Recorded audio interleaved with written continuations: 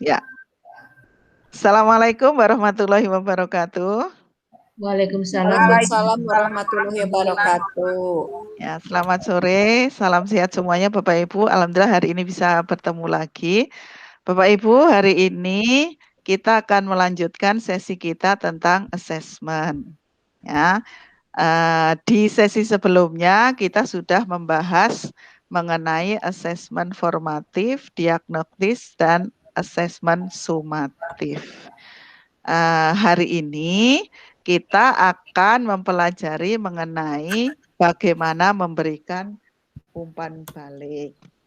Tapi sebelumnya izinkan saya share screen dulu ya Bapak Ibu ya. Ya Bu.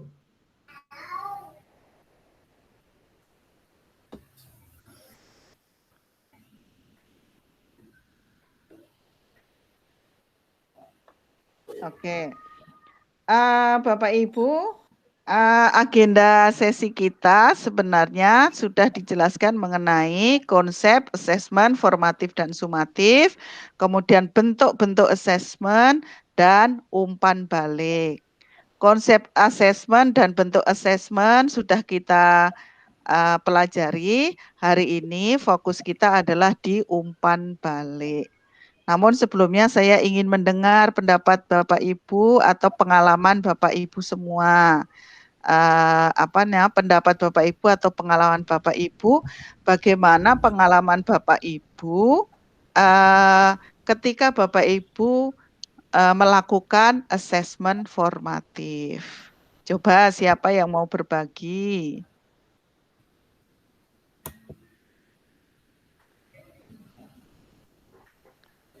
Silahkan yang mau berbagi.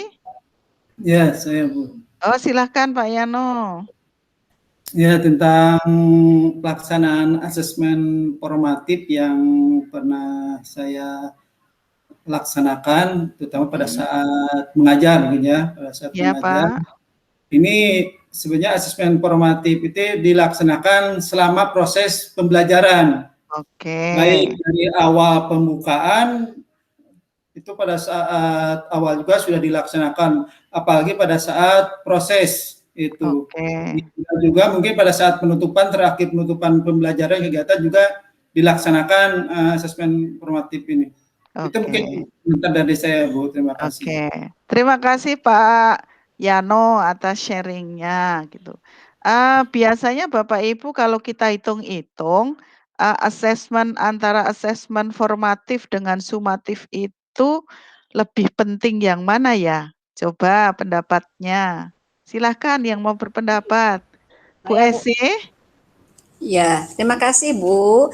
Pendapat saya, tes formatif itu yang lebih penting karena tesnya itu kan selama proses pembelajaran akan bisa untuk memperbaiki proses ketercapaian peserta didik itu sendiri. Itu Bu jawabannya. Oke, terima kasih Bu Esi atas sharingnya. Oke. Memang betul ya Bapak Ibu, kemarin kita sudah membicarakan atau sudah mendiskusikan bahwa yang diharapkan untuk kurikulum yang sekarang, sebetulnya untuk kurikulum 2013 juga, itu adalah yang seperti ini Bapak Ibu. Jadi kalau dulu kita itu berfokus kepada assessment of learning. Assessment of learning itu assessment yang tujuannya untuk mengetahui hasil akhir saja. Itu assessment sumatif itu dulu paling dominan. Kemudian untuk assessment for learning dan assessment as learning-nya itu kurang diperhatikan gitu ya. Makanya nanti di kurikulum baru ini diharapkan supaya assessment for learning dan assessment as learning-nya itu bisa berjalan lebih banyak dibandingkan bobotnya itu lebih banyak dibandingkan dengan assessment of learning. Nah, inti utama dari assessment as learning itu adalah assessment yang bertujuan untuk perbaikan proses pembelajaran, Oleh karena itu, sesi hari ini menjadi sangat penting. Karena di sesi ini kita akan belajar bagaimana memberikan umpan balik terhadap hasil kerja siswa, sehingga dengan umpan balik itu, siswa dapat mengetahui kekuatan dan kelemahan dirinya. Dan itu adalah inti dari assessment as learning. Oke, saya stop dulu ya Bapak Ibu. Nah, dari pengalaman Bapak Ibu, ketika Bapak Ibu memeriksa ulangan siswa atau memberikan catatan di tugas-tugas yang dikumpulkan oleh siswa, itu biasanya Bapak Ibu selain memberikan nilai, ya, misalnya dia memberikan tugas, selain memberikan nilai, dari pengalaman ini biasanya komentar apa yang Bapak Ibu tuliskan di karya siswa tersebut? Ada yang mau berbagi? Oh, Bu Dwi, silahkan Bu Dwi. Ya, baik, terima kasih Bu Is.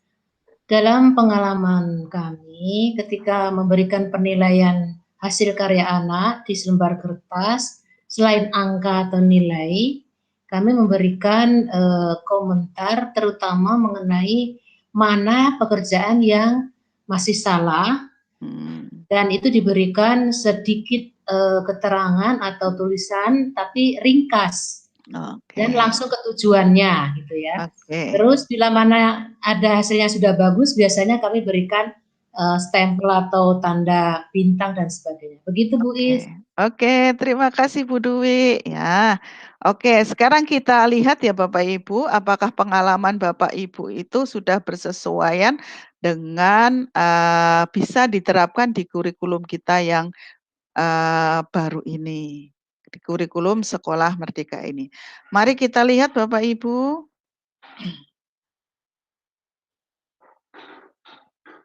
Nah, Bapak Ibu, umpan balik,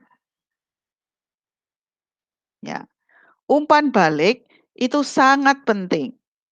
Ya, fungsi umpan balik bagi guru itu adalah memberikan informasi perkembangan murid sehingga guru bisa memodifikasi pengajaran dan pembelajarannya di masa yang akan datang. Sedangkan untuk murid itu umpan balik juga sangat penting karena si murid itu akan tahu apa kelebihan dan apa kekurangannya. Ya. Kemudian si murid itu setelah mengetahui apa kelebihan dan kekurangannya, dia pasti bisa akan mengatur dalam proses pembelajaran mereka.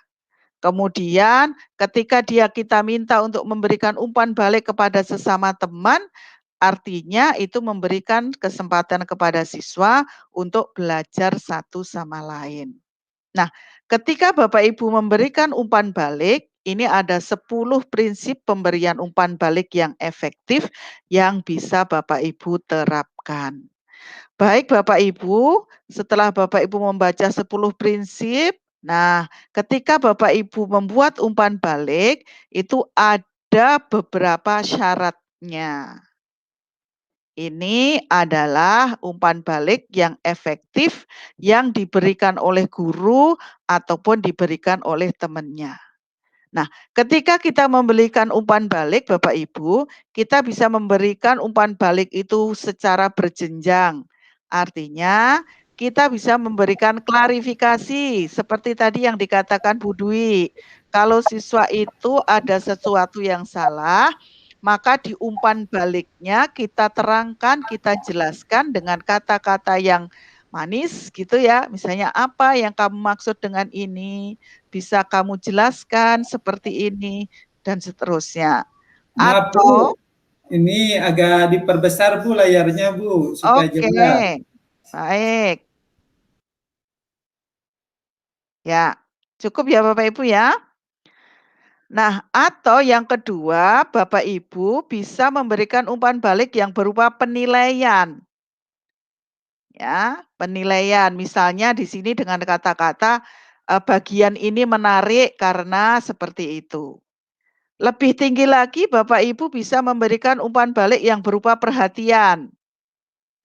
Ya, perhatian itu berarti lebih analisis lagi. Saya membayangkan bagaimana jika tulisanmu itu seperti itu. Atau juga umpan balik yang berupa saran, misalkah si anak membuat tugas seperti ini, kemudian pernahkah kamu berpikir tentang ini dan sebagainya. Kemudian bisa juga umpan balik itu berupa apresiasi. Apresiasi atau penghargaan. Jadi kalau siswa membuat tugasnya sudah sangat bagus pun, kita tetap memberikan umpan balik. Baik Bapak Ibu, saya stop dulu.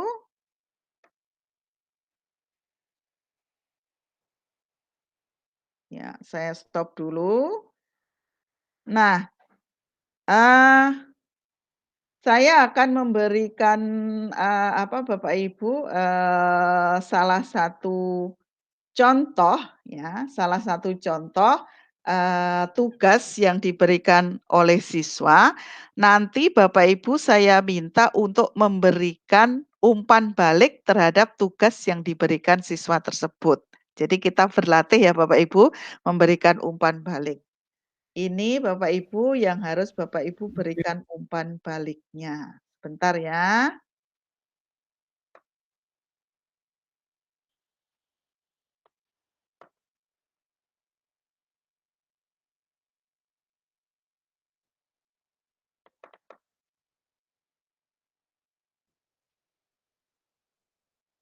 Oke, saya pilih.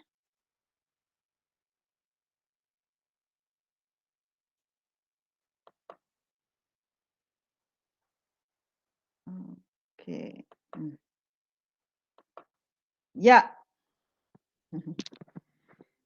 Ini adalah salah satu tugas yang dikumpulkan oleh siswa, yaitu tugas tentang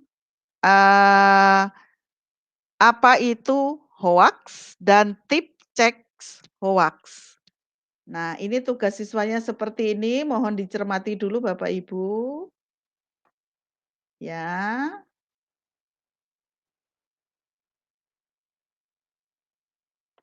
Ya. Oke. Ya. Nah, sekarang kalau misalnya Bapak Ibu mendapatkan tugasnya seperti itu, kira-kira umpan balik seperti apa yang akan Ibu berikan, Bapak berikan kepada tugas siswa tersebut? Silahkan Bapak Ibu tuliskan dulu sebentar di kertas, ya. Saya beri waktu 2 menit, setelah itu nanti dibacakan umpan baliknya. Oke, baik Bapak Ibu, silahkan siapa dulu yang mau memberikan umpan baliknya? Oh, Pak Yano, silahkan Pak Yano. Ya, ini kalau saya melihat ya poster lah, ini tadi ya poster, umpan balik kepada siswa, meminta kepada siswa untuk menanggapi tentang tampilan poster ini, apakah sesuai tidak dengan tujuannya, kemudian termasuk infografisnya, apakah sesuai tidak dengan teks yang ada di dalam poster tersebut. Itu mungkin dari saya, Bu. Oke, berarti ini Pak Yano akan meminta umpan balik dari teman sebayanya atau kelompok lain atau teman lain gitu ya Pak ya? Iya. Oke, terima kasih.